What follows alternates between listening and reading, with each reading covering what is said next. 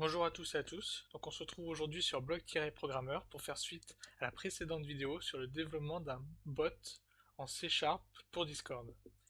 Donc nous avons vu précédemment comment développer et configurer notre code pour un site, une web application ASP.NET qui s'exécute de façon asynchrone à côté de notre site internet pour ne pas bloquer les utilisateurs qui voudraient naviguer sur notre site internet.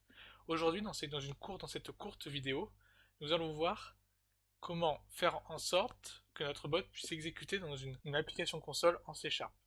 Donc dans cet exemple-là, nous allons donc faire en sorte que notre bot ne soit pas complètement asynchrone, car sinon, malheureusement, notre application le bot va démarrer, va se configurer, va se connecter à Discord, puis notre application va se fermer tout de suite vu que le code principal aura été exécuté, donc ce qui serait un tantinet embêtant. Donc nous allons commencer par créer le projet via Visual Studio, encore une fois. Fichier, nouveau, projet. Cette fois, je vous invite à prendre Bureau classique Windows, puis Application console. Donc bien entendu, dans cet exemple, je vais faire une application console, mais une application WPF qui permet de faire une interface graphique pour Windows est tout aussi utilisable, ainsi qu'une application universelle pour Windows 10 par exemple. Donc nous allons créer le nouveau projet. Voilà donc le projet généré et le code généré par Visual Studio.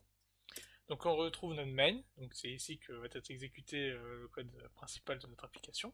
Donc comme précédemment dans la dernière vidéo, il va nous falloir installer les différents modules Discord, discord.net. Donc pour cela, comme précédemment, cela fonctionne de la même façon, on utilise Nuget qui fonctionne autant pour une application en C++, qu'en C#, qu'en Python, qu'en Lua.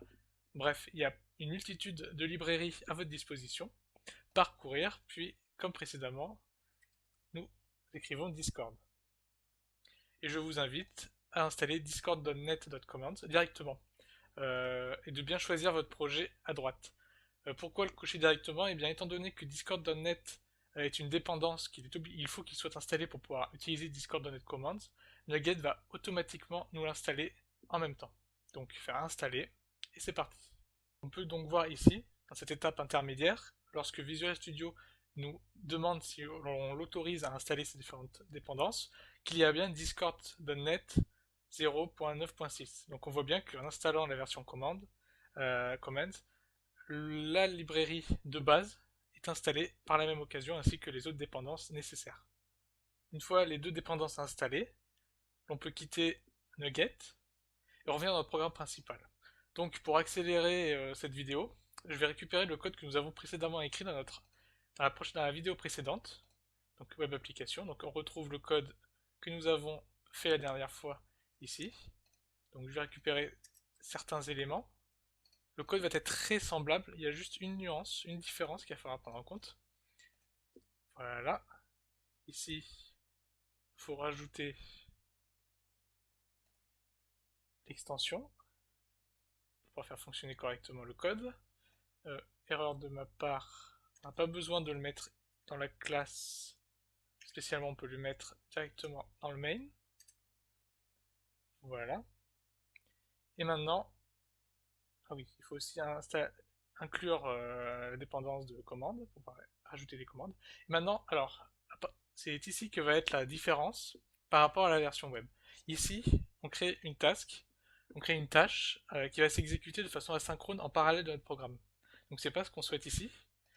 On veut que notre programme s'exécute très simplement, c'est-à-dire qu'il y ait une boucle dans laquelle notre bot va s'exécuter en attendant des réponses et des interactions depuis le Discord ou que l'application soit fermée en appuyant sur la croix depuis notre système d'exploitation. Donc pour modifier ça, rien de plus simple.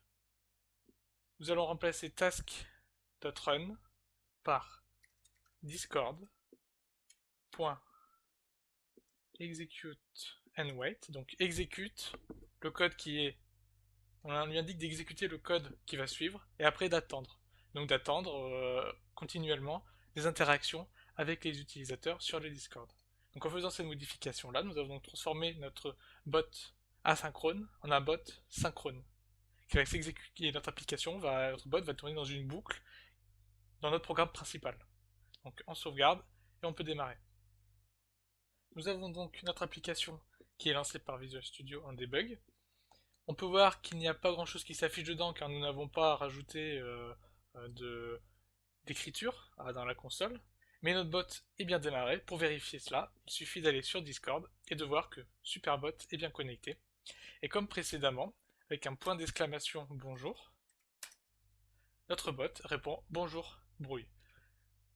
Donc nous avons vu dans cette vidéo comment convertir le code précédent, la conversion était très simple, il suffisait de changer une ligne de code, le rendre synchrone à la place de le rendre asynchrone, en fonction de la façon dont vous souhaitez l'utiliser. Donc là, dans un terminal par exemple, ça peut être plus pratique en fonction de vos besoins.